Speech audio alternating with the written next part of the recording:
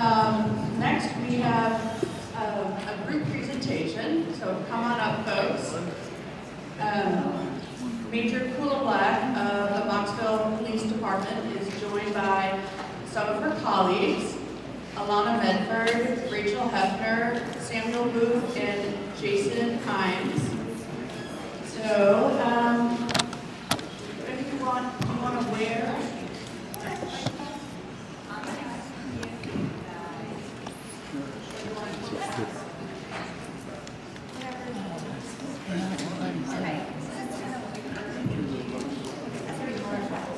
Is that going to be the easiest for you guys? Okay, that's fine. And then here's the clicker. Click. Okay.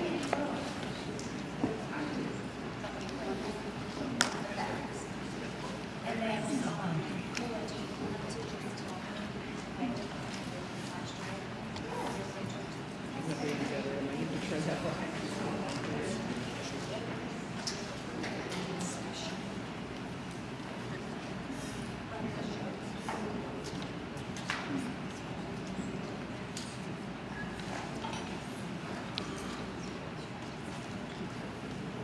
Good afternoon, everybody.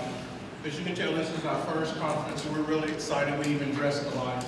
Glad to be here. My name is Jason Imes. We started SMART back in November of 2017, but we wanted to go a little step farther, and Mr. Roberts touched on it. We studied rat park, and we wanted to make a rat park for humans.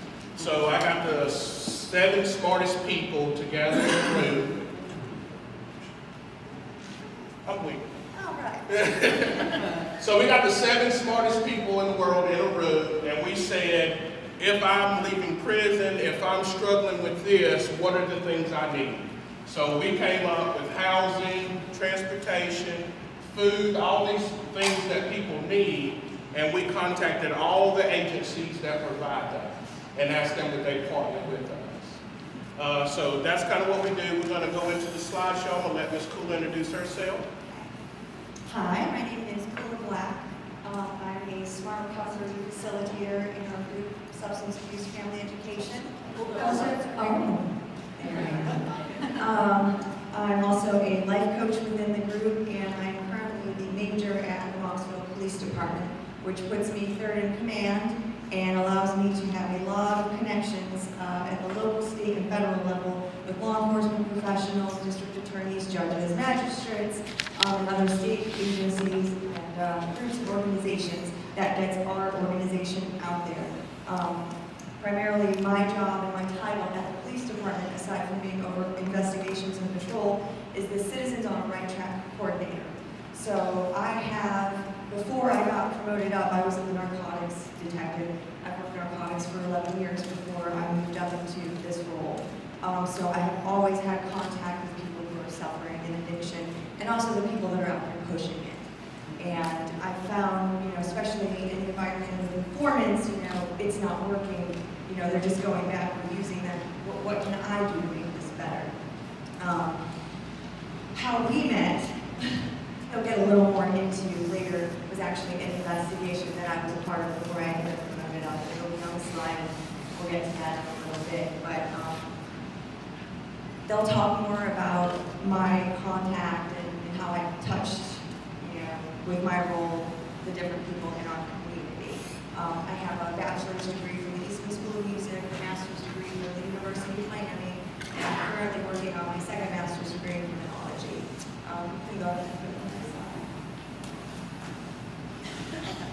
Right now, this is our mission statement, and we're very knowledgeable moving just what will fit us, but for now, this is where we're at. Addiction to substances and/or behavioral afflictions can affect any individual from all walks of life. S.A.F.E realizes a commitment is needed to aid and intervene on behalf of those individuals and their families and loved ones who are suffering. S.A.F.E utilizes local, state, and federal resources as well as the SMART recovery model to assist in bringing forth awareness within our community about substance use and/or behavioral afflictions and in assisting those who are suffering and obtaining a better quality of life.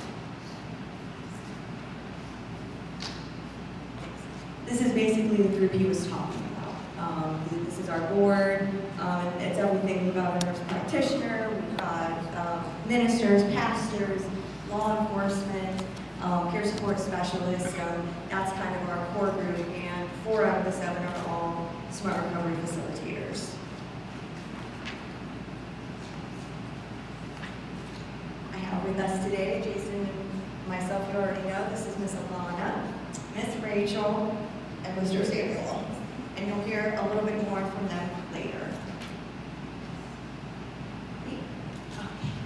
Creation of the S.A.F.E program. So this is what I was talking about earlier. In 2016, a heroin overdose death of Mr. Wells King Jr. became very public in the small community of Moxville, North Carolina. Mr. King Jr. was a close and personal friend of Jason Rimes.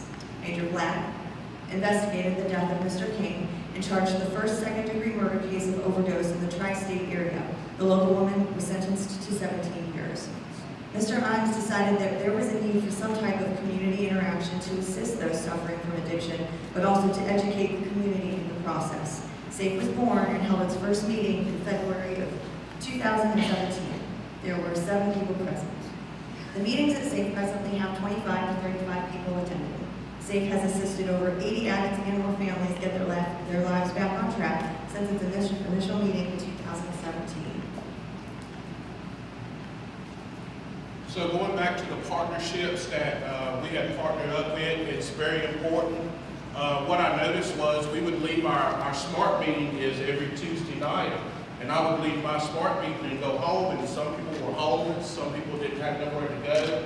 So going back to partnering up with these agencies helped us provide homes, transportation, parenting classes, anything that our S.A.F.E family needs. We have an organization that we can send them in the right direction and put them on the path to getting what they need.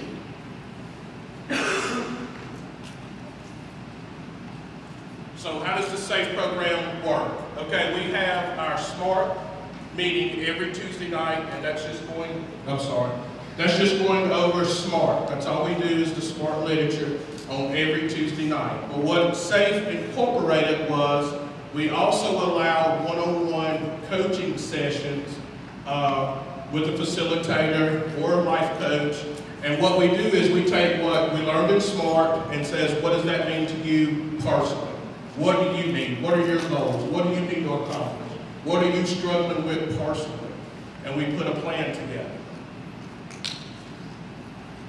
We also have 24, we say 23 hours a day access to us. We like to shower every once in a while. So we say 23 hours. But we do have a phone that was given to us. Our community's been very supportive in a class. Even though we're a nonprofit organization, you will find out that your local law enforcement, your social service department, they want you to take that time that they don't have to be in control of something to come to a SMART meeting, to come to do a meeting. So we found out that our community has been very, very helpful doing that for us. And just one last note before I hand to Pastor Mike is that also each of our clients or our S.A.F.E family members, they do a community project. So anyone that's been in addiction, after they're ready to do a community project, they do coat drives, they do food banks, they volunteer, they give back to their community. Our whole goal is to stop the cycle of addiction. We see more times it was a grandparent, and it was a parent, and now we see the children. So we're just trying to stop that cycle. I just wanted to say one other quick thing, and I don't know what your resources are like, what your relationships are like in your law enforcement communities, but one of the things that I started in ours is OAT. It's being utilized sporadically across the country, which is an overdose assessment team. And, you talk about that critical time of an overdose, a non-fatal, where you have contact with that individual. Usually it's within 12 hours. If it's a non-fatal, I'm there. I have contact with them, with the families, with, them personally. I'll drive to the hospital, whatever, to give them contacts for whatever they may need. Even if they don't want to go, they're going to have a list of resources, and my personal is to get a hold of us to try to take that next step and get them off of this street. So the most important part is what we have here in front of us.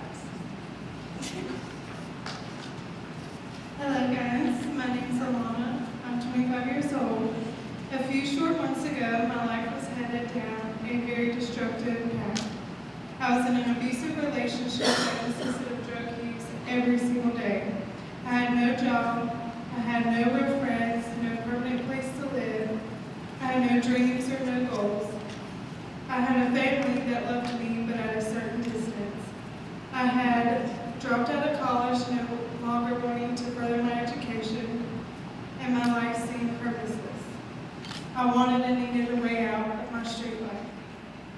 I was at my dealer's home when the best and the worst thing happened ever. I found myself in this federal and county agent serving a search warrant at the home I was at when I met Kula. She sat down, she listened to me. She offered me a way out of my addiction.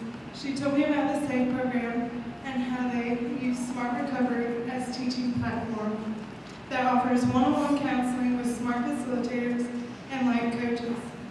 The first meeting was that very night. Sorry, I'm rushing. I chose to go despite all of my hesitation.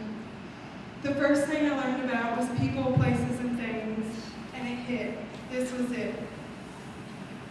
The S.A.F.E program didn't focus on my addiction or my drug of choice, but on my recovery, and they helped me, give me smart tools to help me along the way. I'm proud to say that I'm now well on my way to being 6 months sober.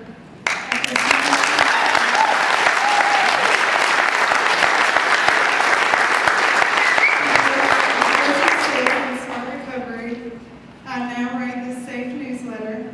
My parents and sister are now fully back into my life, supporting my recovery. I work at our county animal humane society, and I am now going to go back to school in the spring to finish my criminal justice degree. I've accomplished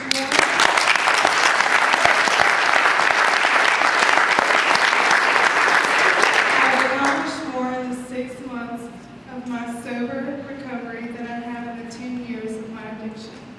I owe my recovery to Kula for reaching out to me on a street level and giving me everything that I needed with the smart recovery tools.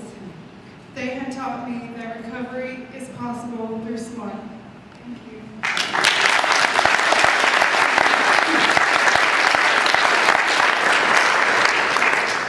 Hi, my name is Rachel. For as long as I can remember, drugs and alcohol have consumed my life. I grew up overseas where there was no drinking age. So starting at the age of 12, I was going to bars. My drug use began when I moved back to the States at 15. I don't have any horror stories to share with you. I've never been abused in any way. I had a good life with 2 parents who loved me. I went to good schools, was very involved in the church, and I got to travel the world.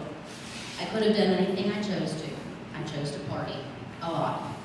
I drank and got high all through my teens, my 20s, all the way up through my 30s. And when it all finally caught up with me, my life became a nightmare. I was no longer drinking and getting high for fun. I was doing it because I had to. I had lost all control and couldn't stop. I drank from the time I woke up until I passed out. And when I woke back up, I would start all over again. I went to a few rehabs, spent multiple nights in county jails and emergency rooms, yet I still couldn't stop. I racked up a couple DWIs in a few short years. I lost my car, my license, my house, quite a few jobs, and eventually I lost my freedom.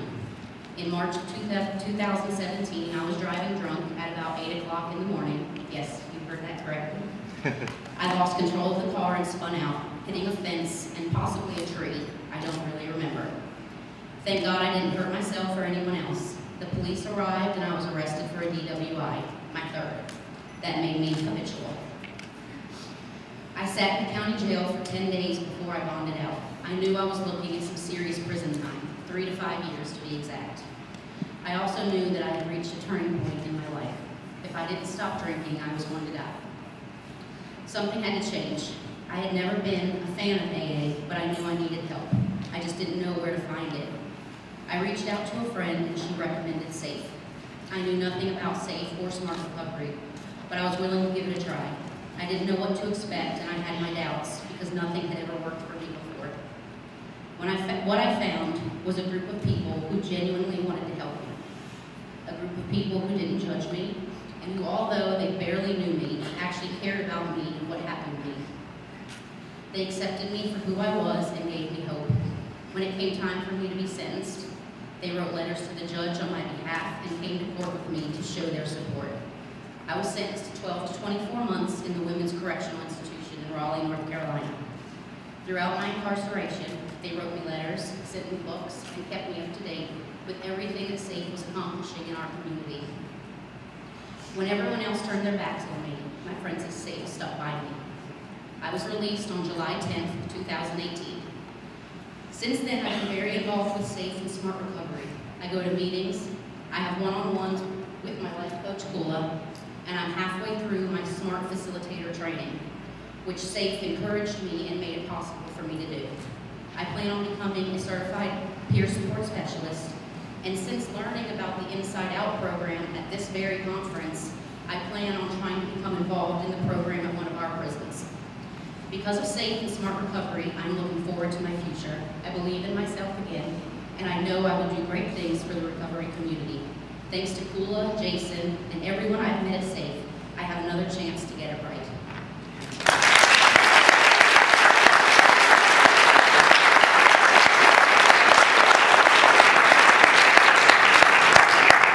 Does anyone have any questions for us?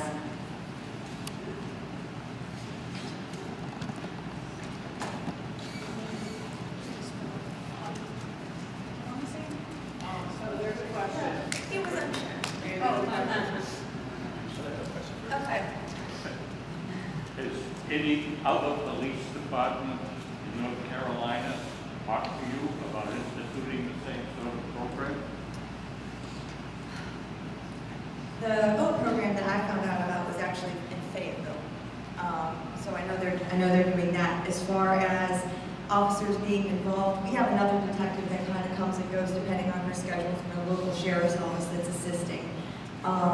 We haven't implemented it anywhere quite the same way yet. That's my goal as I move up. You know, I'm third in command. I just gotta get through the next two to get to the top, right?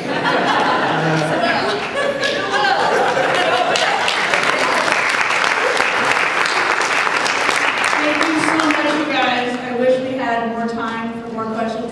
Do you want it? Okay. Yep. What we do, we were talking about earlier, we take family and friends and we put them together into our system.